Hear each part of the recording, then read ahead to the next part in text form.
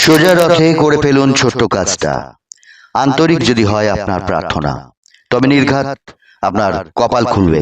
বাড়ি থেকে রথ দর্শন করার জন্য আপনি বেরোবার আগে কপালে শ্বেত চন্দন প্রথমে গোল করে একটু বড় করে, তার মধ্যে লাল চন্দনটা গোল করে একটু ছোট করে, অর্থাৎ দুটো চন্দনই আপনার কপালে যেন ভিজিবল হয়, দেখা যাবে।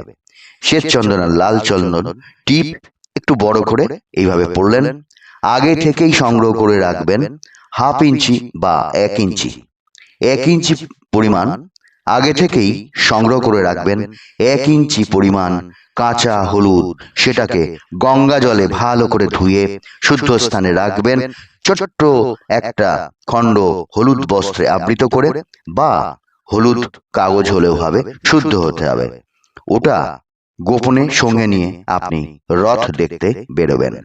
জগন্নাথের রথ যখন আপনার কাছে আসছে, তখন স্পর্শ করবেন, রথ স্পর্শ করবেন, করে বলবেন, জয় জগন্নাথ রথ চূড়ামণি, প্রভু পূর্ণ করো আমার মনের বাসনা। বলবেন 3বার, এই কথাটা 3বার বলবেন। এরপর ওই কাঁচা হলুদটা রথে অঞ্জলি দেবেন আর দাঁড়িয়ে পড়বেন, আর রথের সঙ্গে যাবেন না। দাঁড়িয়ে প্রার্থনা করবেন, যেটা সব থেকে বেশি চাইছেন, ওই একটাই প্রার্থনা চাইবেন আপনি। প্রার্থনা আন্তরিক হলে আজকের থেকেই শুরু হয়ে যাবে আপনার সৌভাগ্যর দিন। পিছন ফিরে তাকাতে হবে না আর আপনাকে। করেই দেখুন আন্তরিক বিশ্বাসে প্রভু জগন্নাথের কাছে আজকে সোজা রথে এই কাজটা করে দেখুন, আপনি সফল হবেন।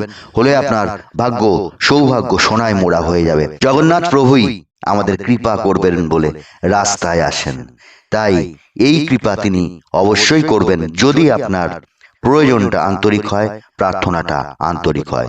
ধন্যবাদ, নমস্কার।